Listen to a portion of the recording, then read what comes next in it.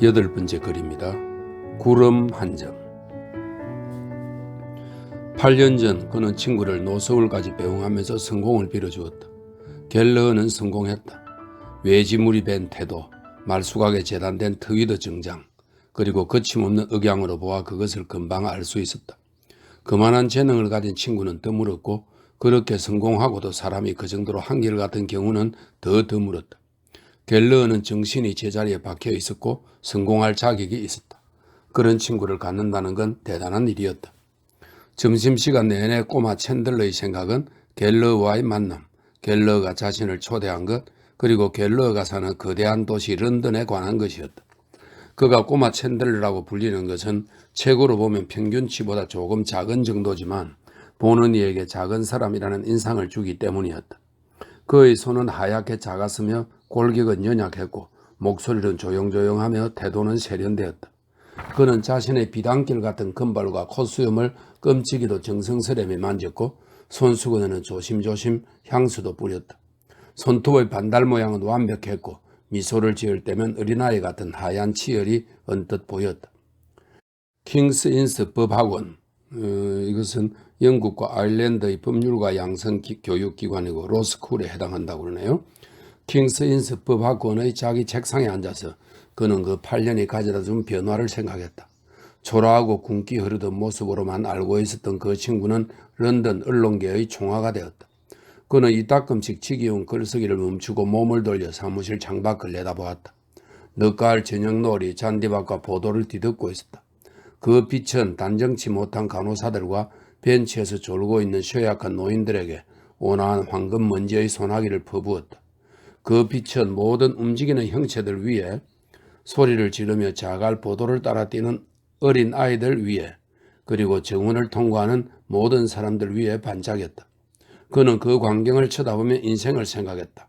그리고 그가 인생을 생각할 때면 늘 그러하듯 슬퍼졌다. 잔잔한 비애가 그를 사로잡았다. 운명에 맞서 싸우는 것이란 얼마나 부질없는가 하는 느낌이 들었다. 이 운명도 누대에 걸쳐 그에게 남겨진 지혜의 지밀지인데 그는 집 선반 위에 쌓인 시집들이 생각났다. 총각 시절에 산 책들이었고 저녁 무렵 현관 옆쪽의 작은 방에 앉아있을 때면 종종 책꽂이에서 한 권쯤 꺼내서 아내에게 무언가 좀 읽어줄까 하는 생각이 들곤 했었다. 하지만 매번 수줍어서 그렇게 하지는 못했고 그리하여 책들은 선반 위에 그대로 있었다. 때때로 그는 시 구절을 혼자 되풀이에 읊었고 그러면서 마음을 달랬다. 시간이 다 되어서 그는 몸을 일으켜 책상과 동료 직원들에게 꼼꼼하게 작별 인사를 했다. 그는 킹스인스 법학원의 봉건 시대풍 아치 아래를 단정하고 소박한 모습으로 걸어나와 재빠르게 헨리에타가를 걸어 내려갔다. 황금빛 석양이 기울어가고 대기는 이미 싸늘해져 있었다. 꾀재재한 아이들 한때가 거리를 점하고 있었다. 그들은 차도에 서 있거나 달려가고 혹은 열려있는 문 앞 계단을 기어오르거나 아니면 문간에 생쥐처럼 쪼그리고 앉아 있었다. 꼬마 챈들러는 그들을 거들떠 보지도 않았다. 그는 그 온갖 하찮은 벌레 같은 인간들을 지나쳐 더블린의 옛 귀족들이 한때 야단스레 거들먹거리던 수척한 유령 같은 저택의 그늘 아래로 날렵하고도 조심스레 걸어갔다. 과거에 대한 어떤 기억도 그를 감동시키지 못했다. 그의 마음은 현재의 기쁨으로 충만한 상태였으므로. 그는 콜리스 식당에 가본 적이 없지만 그 이름의 가치는 알고 있었다. 연극 관람을 마치고 사람들이 거리로 가서 굴 안주에 리큐어를 마신다는 것을 그는 알고 있었다. 그리고 그곳 웨이터들이 프랑스와 독일어를 쓴다는 얘기도 들은 적이 있었다. 밤에 빠른 걸음으로 걸어가다가 그는 마차들이 그 문 앞에 멈추고 값비싼 옷을 입은 숙녀들이 파트너의 호의를 받으며 마차에서 내려 빠른 걸음으로 입장하는 것을 보았다. 그들은 요란한 옷을 입었고 또 걸친 것도 많았다. 얼굴엔 분을 발랐고 치맛자락이 땅에 닿기라도 하면 기겁한 아탈란타처럼, 이 아탈란타는 그리스 신화에 나오는 발빠른 여자 사냥꾼이죠. 아탈란타처럼 옷자락을 들어 올렸다. 그는 언제나 고개를 돌려 쳐다보지 않고 지나갔다. 낮에도 빠른 걸음으로 걷는 것이 그의 습관이었고 어쩌다 밤늦게 시내에 있게 되면 걱정 반 흥분 반으로 갈 길을 서둘렀다. 그러나 때로는 그 두려움의 원인을 쫓기도 했다.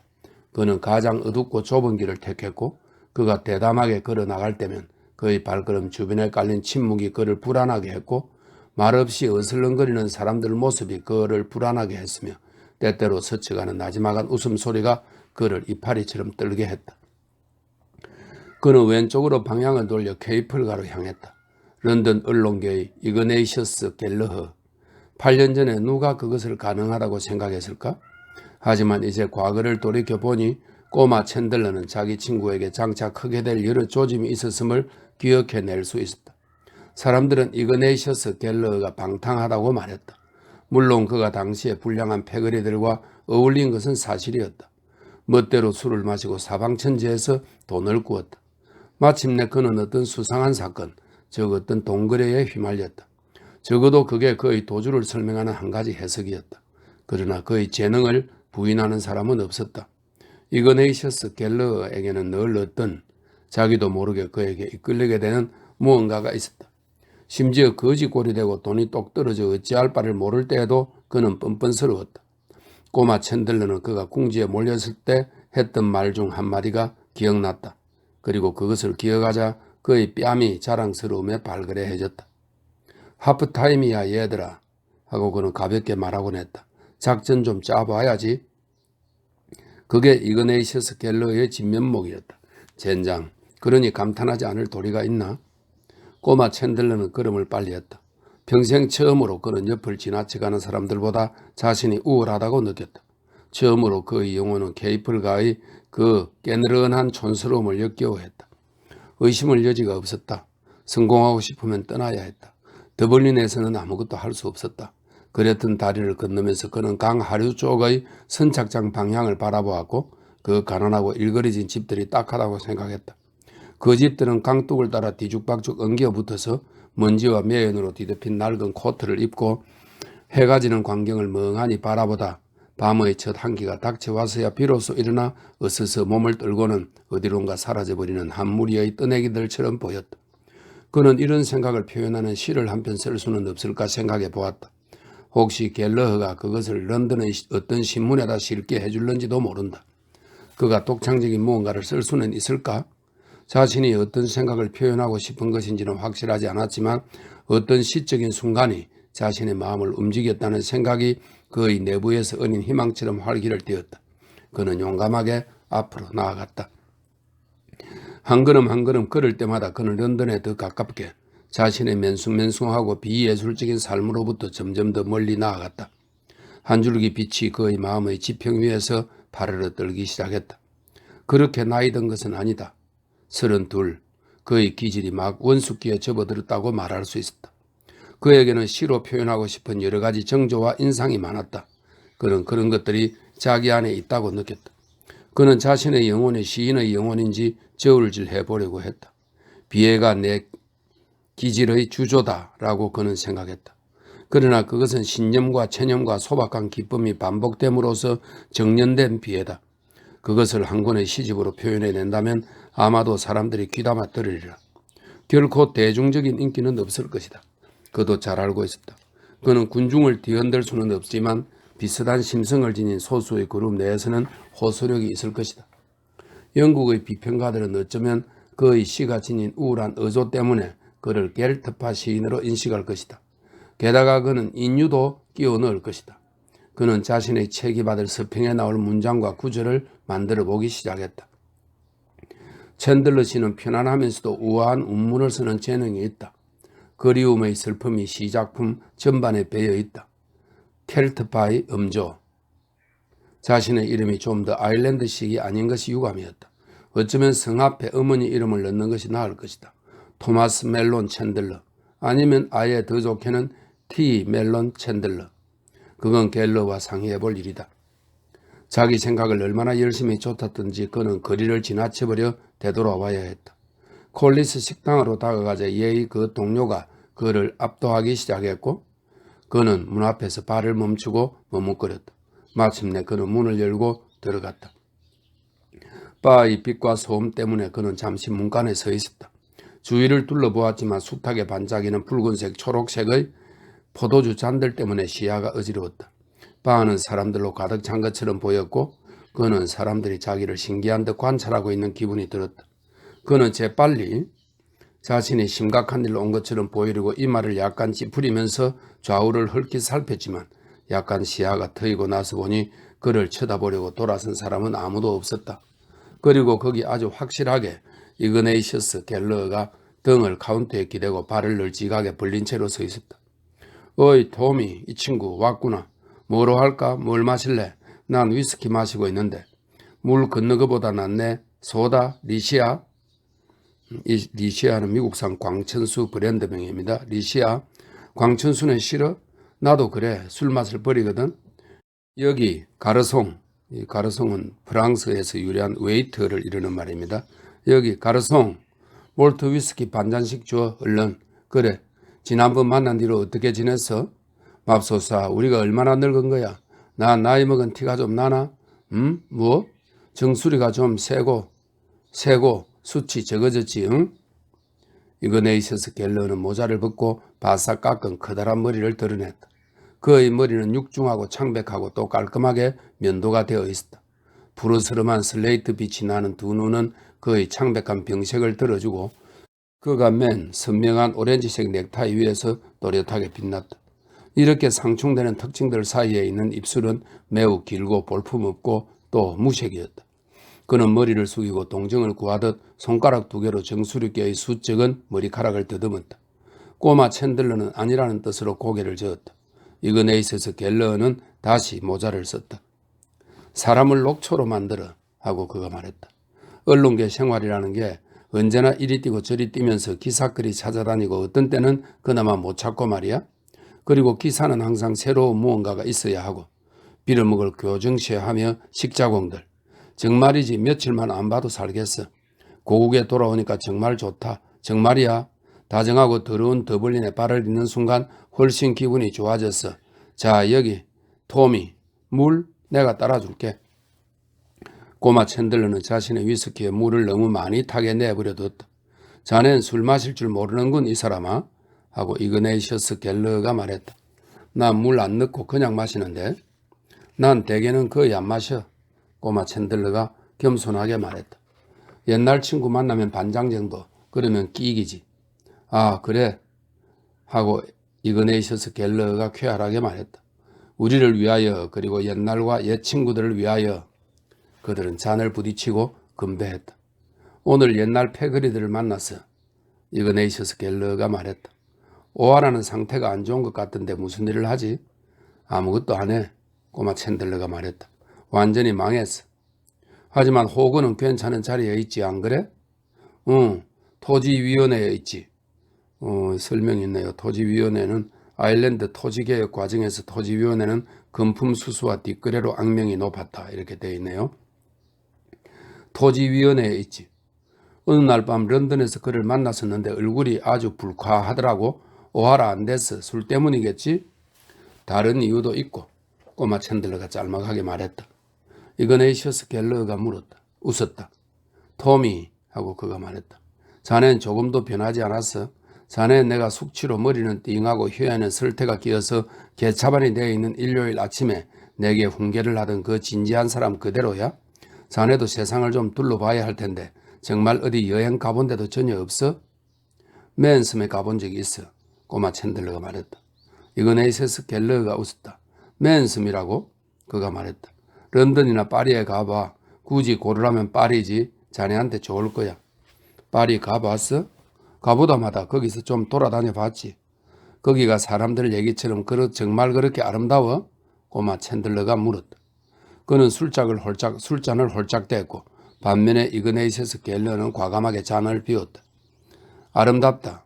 이그네이셔스 갤러는 그 단어에 그리고 술 향기에 잠시 말을 멈추었다가 말했다. 뭐 그렇게 아름답지는 않아.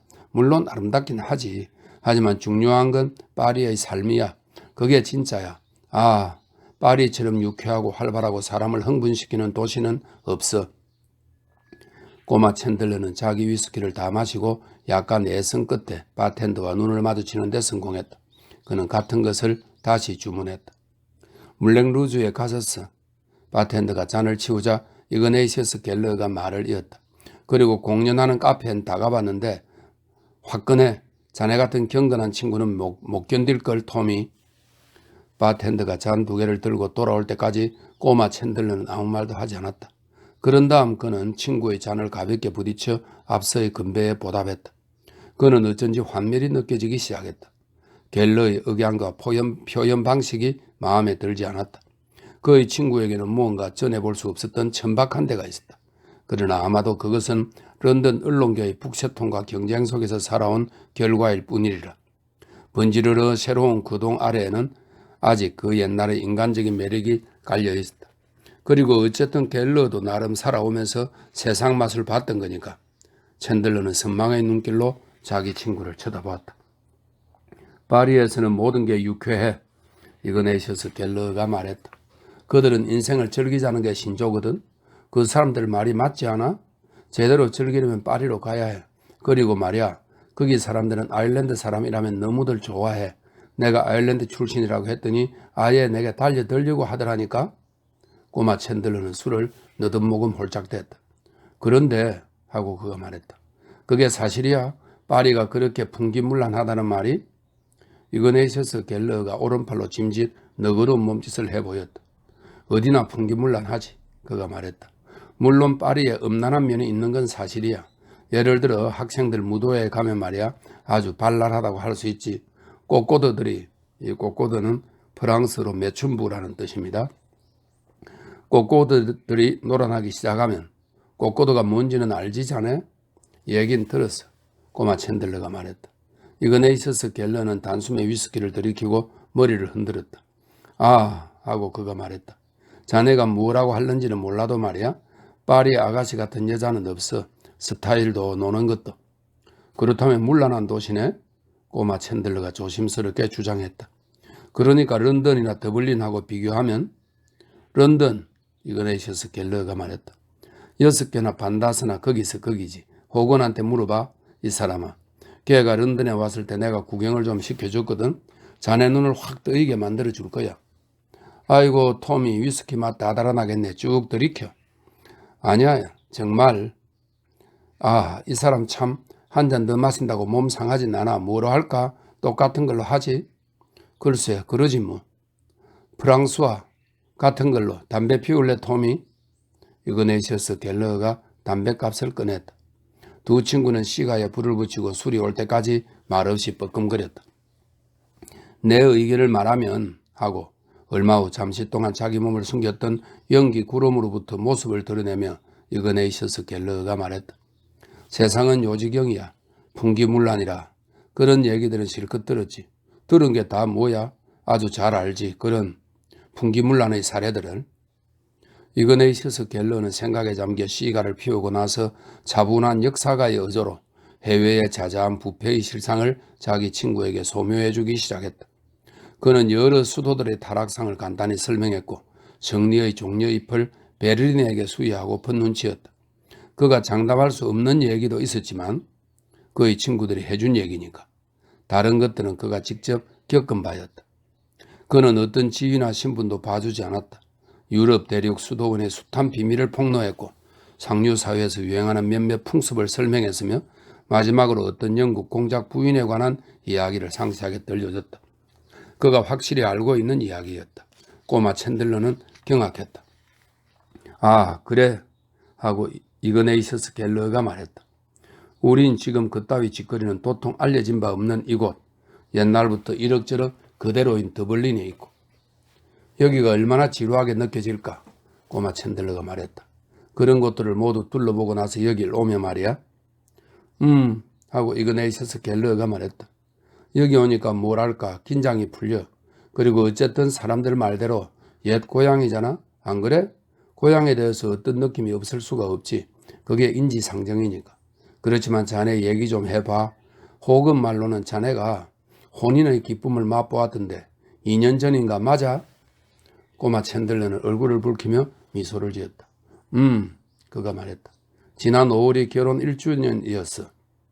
축하를 전하기에 너무 늦은 건 아니겠지? 이그네이셔스 갤러가 말했다. 주소를 몰라서 알았으면 그때 축하해 줬을 텐데. 그는 손을 내밀었고 그 손을 꼬마 챈들러가 잡았다. 그래 토미 하고 그가 말했다. 자네와 자네 처에게 인생의 온갖 기쁨이 있기를 기원할게.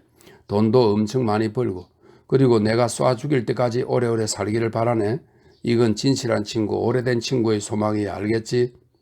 알지? 꼬마 챈들러가 말했다. 아이는 이그네이셔스 갤러가 말했다. 꼬마 챈들러는 또 얼굴이 붉어졌다. 하나 있어. 그가 말했다. 아들이야 딸이야? 사내.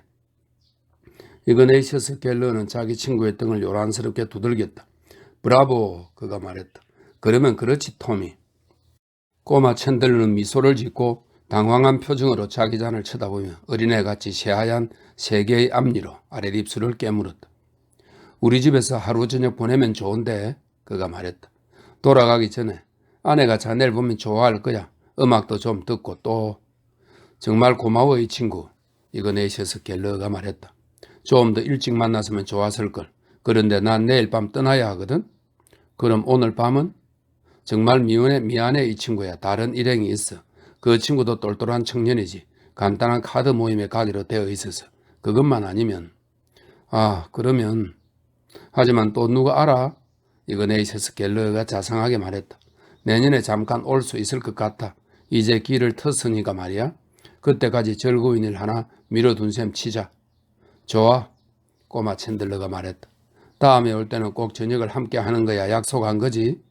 그래 약속해. 이그네이셔스 갤러가 말했다. 내년에 다시 온다면 파롤도네르는 프랑스어로 명예를 걸고 한 약속이라는 뜻입니다. 파롤도네르. 그리고 협약을 마무리하는 뜻으로 한 잔만 더 하자. 꼬마 챈들러가 말했다. 이그네이셔스 갤러는 커다란 금시계를 꺼내 들여다보았다. 마지막 잔이지. 그가 말했다. 왜냐면 알다시피 약속이 있어서. 아 그래 물론이지. 꼬마 챈들러가 말했다. 좋아 그럼. 이그네이셔스 갤러가 말했다. 한 잔 더 하세. 문턱 주로. 위스키 작은 거 한 잔에 잘 어울리는 토속어야 정말. 꼬마 챈들러가 술을 주문했다. 조금 전에 떠올랐던 안면 홍조가 아예 얼굴에 자리를 잡고 있었다. 그는 시도 때도 없이 사소한 일에도 얼굴이 붉어졌는데 이제 몸이 후끈후끈하고 흥분되는 기분이었다.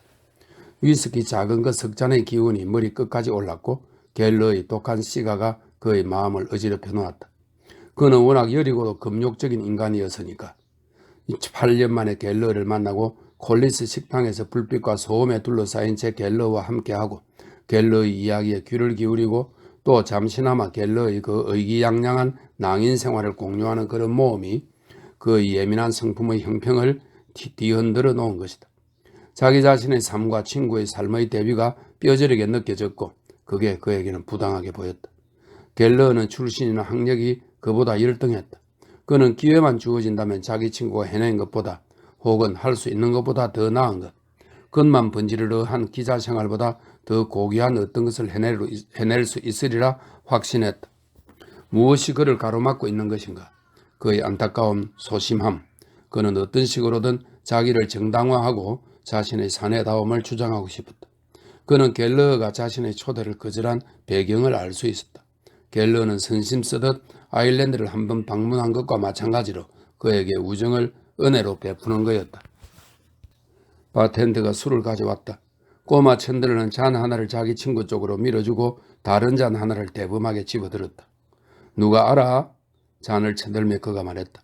내년에 자네가 올 때쯤에 내가 이그네이셔스 갤러 부부에게 만수무강을 비는 기쁨을 누리게 될지. 이그네이셔스 갤러는 술을 마시다가 술잔 가장자리 너머로 의미심장하게 한쪽 눈을 찡긋 감았다. 술을 들이켠 후 그는 단호하게 입술을 짝짝 다시고 술잔을 내려놓고는 말했다. 그런 빌어먹을 걱정은 안 해도 돼. 나는 하고 싶은 일이 실컷 하고 인생이랑 세상 맛을 좀 더 본 다음에나 그 고생 보따리를 찰 테니까. 찰지 안 찰지도 모르겠다만. 언젠간 하겠지. 꼬마 챈들러가 차분하게 말했다. 이그네시어스 갤러는 자신의 오렌지색 넥타이와 회청색 눈을 자기 친구를 향해 똑바로 돌렸다. 그렇게 생각해? 자네도 그 고생 보따리를 차게 될 거야. 꼬마 챈들러가 완강하게 말했다. 다른 사람들이 다 그렇듯이 임자만 만난다면 말이야. 그는 자신의 의도에 약간 힘을 주었고 자기 감정을 드러냈다는 사실을 의식했다. 비록 뺨은 더 붉어졌지만 그는 자기 친구의 응시에 움찔하지 않았다. 이그네시어스 갤러는 그를 잠시 바라보다가 이렇게 말했다. 그런 일이 벌어진다 해도 나는 절대로 정신없이 매달리고 그런 일은 없을 거야. 난 돈과 결혼할 작정이거든. 은행에 현찰이 빵빵한 여자라야지 아니면 나한텐 소용없어. 꼬마 챈들러는 머리를 내저었다. 허허, 이 사람 보게. 이거 내 있어서 갤러가 열내며 말했다. 이거 알아? 난 말 한마디만 하면 당장 내일이라도 여자와 현찰을 가질 수 있어. 못 믿겠어? 글쎄, 난 알아. 날 보고 얼씨구나 할 돈 많은 독일 여자, 돈이 썩어나는 유재인 여자들이 수백 명이 다 뭐야 수천 명이라니까? 조금만 있어봐. 내 솜씨를 잘 지켜보라고. 난 한다면 제대로 하는 사람이야. 정말 두고 보라니까. 그는 단숨에 잔을 입으로 가져가 술을 비우고 큰 소리로 웃었다. 그러고 나서 생각에 잠긴 듯 앞쪽을 바라보다가 좀 더 차분한 어조로 말했다. 하지만 나야 급할 건 없어. 기다리라지 뭐. 글쎄 난 한 여자에게 나를 묶어두고 싶지는 않거든. 그는 입으로 맛을 보는 듯한 신용을 하고는 얼굴을 찡그렸다. 김이 빠져서 좀 맛이 없겠지? 틀림없이. 그가 말했다. 여백이 있습니다. 꼬마 챈들러가 아이를 팔에 안고 현관 옆방에 앉아 있었다. 그들은 돈을 아끼려고 하인을 두지 않았지만 애니의 여동생 모니카가 아침에 1시간가량, 저녁에 다시 1시간가량 와서 거들어 주었다. 그러나 모니카도 집에 간 지 오래된 터였다. 9시 15분 전이었다. 꼬마 챈들러는 저녁 시간이 지나 귀가한 데다가 집에 있는 애니에게 뷰리 상점에서 커피 한 봉지 사다 주는 것을 깜빡 잊어버렸다. 물론 그녀는 기분이 상했고 대답이 무뚝뚝했다. 그녀는 차 같은 거 안 마셔도 산다고 말했지만 길모퉁이 가게가 문 닫을 시간이 다 되어가자 자기가 나가서 차 4분의 1파운드와 설탕 2파운드를 사오기로 작정했다. 잠에 든 아이를 그의 팔에 솜씨 좋게 안겨주며 그녀가 말했다. 여기 깨우면 안 돼요. 하얀 도자기 가시 달린 작은 등잔이 탁자 위에 놓여 있고 그 빛이 주름진 뿔 테두리 액자에 담긴 사진 위로 비쳤다. 애니의 사진이었다. 꼬마 챈들러는 그 사진을 쳐다보다가 꽉 담은 얇은 입술을 응시했다. 그녀가 입은 옅은 파란색 여름 블라우스는 어느 토요일 그가 그녀에게 선물로 사다 준 것이었다. 10실링 11펜스나 준 것이었다. 그 돈을 쓰는데 얼마나 불안하고 고통스러웠는지. 그날 그는 얼마나 곤욕을 치렀던가. 가게가 텅 빌 때까지 문 앞에서 기다리고 아가씨가 여성용 블라우스를 자기 앞에 쌓아놓는 동안 판매대에 서서 아무렇지도 않은 척 하느라 진땀 흘리고 계산대에서 돈을 치르고는 그 스름돈 몇 펜스 받는 것을 깜빡 잊어 출납원에게 다시 불려가고 또 마지막으로 가게를 떠나면서는 홍당무가 된 얼굴을 감추려고 포장이 잘 됐나 보는 척 꾸러미를 이리저리 들여다보고 블라우스를 들고 귀가하자 애니는 그에게 입을 맞추면서 아주 예쁘고 맵시 있는 옷이라고 말했다. 하지만 값이 얼마라고 하자 그녀는 블라우스를 탁자 위로 내던지고는 이런 옷을 10실링 11펜스나 받다니 그건 순사기라고 했다. 처음에 그녀는 그것을 무리려고 했지만 일단 입어보더니 특히 소매 모양새가 마음에 든다며 기뻐했다. 그리고 그에게 입을 맞추며 자기를 생각해줘서 정말 고맙다고 했다. 그가 사진 속의 두 눈을 냉정하게 쳐다보자 그 눈도 냉정하게 되쏘았다. 분명 두 눈이 예뻤고 얼굴 자체도 예뻤다. 하지만 무언가 쌍스러운 구석이 있었다. 왜 저렇게 새침하게 숙녀인 척하지? 두 눈의 평정이 그를 짜증나게 했다. 그는 그 눈이 역겨웠고 꼴보기 싫었다. 그 안에는 아무런 열정도 환희도 없었다. 그는 갤러허가 돈 많은 유대인 여자에 대해 했던 말을 생각했다. 그는 생각했다. 동양적인 그 검은 눈동자, 그것은 얼마나 열정으로 육감적인 열망으로 가득 차 있을까? 그는 왜 사진 속의 그 두 눈과 결혼했던가? 그 질문에 사로잡혀 그는 초조하게 방을 둘러보았다. 자신이 할부로 집에다 들여놓은 그 예쁜 가구에도 상스러운 데가 있었다. 그것은 애니가 직접 고른 가구였고 그에게 애니를 연상시켰다. 너무 깔끔하고 예뻤다. 자기 삶에 대한 무지근한 분노가 그의 내부에 일어났다. 이 작은 집에서 도망칠 수는 없을까? 갤러처럼 용감하게 살아보려 하기에는 너무 늦은 걸까? 런던으로 갈 수 있을까? 가구 할부금이 아직 남아있었다. 책을 한 권 써서 출판할 수만 있다면 길이 열릴지도 모르겠는데. 바이런 시집 한 권이 그 앞 탁자 위에 놓여 있었다. 아이를 깨울까봐 그는 왼손으로 조심스레 책장을 펼치고 맨 앞에 수록된 시를 읽기 시작했다. 바람 잠잠하고 저녁 으스름 고요해. 덤불 숲 사이 서풍조차 불지 않는데 나는 돌아와 내 사랑 마그릿의 무덤을 보내 흙으로 돌아간 내 사랑 위에 꽃을 뿌리네. 이것은 1802년경 집필되었다고 알려진 젊은 여인의 죽음의 부처라고 하는 시의 첫 이연입니다. 그는 여기서 멈추었다. 그는 시의 운율을 방한 자기 주변에서 느꼈다. 얼마나 서글픈가 이 시는. 그도 이렇게 쓸 수 있을까? 자기 영혼의 비애를 그렇게 시로 표현할 수 있을까? 표현하고 싶은 것이 너무나 많았다.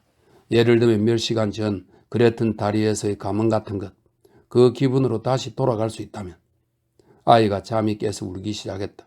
그는 책에서 몸을 돌려 아이를 달래려고 했지만 진정될 기미가 아니었다. 그는 팔에 안은 아이를 앞뒤로 흔들어주기 시작했다. 그러나 우는 소리는 점점 더 날카로워졌다. 그는 아이를 더 빨리 흔들면서 눈으로는 두 번째 연을 읽기 시작했다.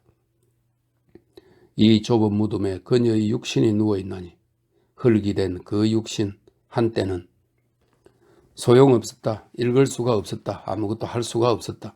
아이의 울부짖음이 고막을 꿰뚫었다. 소용없어 소용없어.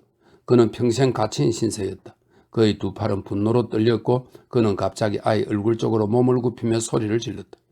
울지마. 아이는 일순 멈추었다가 놀라 자지러지며 비명을 지르기 시작했다. 그는 의자에서 벌떡 일어나 아이를 팔에 안고 허둥지둥 방안을 오르내렸다. 아이는 4~5초 동안 숨이 막혔다가 다시 울음을 터뜨리며 애처롭게 쥐어짜듯 울기 시작했다. 그 소리가 얇은 벽에 부딪혀 울려 퍼졌다. 그는 아이를 달래려고 했지만 아이는 경련하듯이 더 흐느꼈다. 그는 찡그러져 떨리는 아이의 얼굴을 보고 덜컥 겁이 나기 시작했다. 아이가 쉬지 않고 7차례나 울부짖었고 그는 공포에 휩싸여 아이를 가슴에 꼭 안았다. 죽으면 어떻게 해? 문이 벌컥 열리고 한 젊은 여자가 숨을 몰아쉬며 뛰어들어왔다. 왜 그래? 무슨 일이에요? 아이는 엄마 목소리를 듣더니 흐느끼며 아예 발작을 했다. 아무 일도 아니야, 애니. 아무 일도. 애가 울길래. 그녀는 꾸러미를 바닥에 내던지고 아기를 그에게서 낚아채갔다. 애한테 어떻게 한 거예요?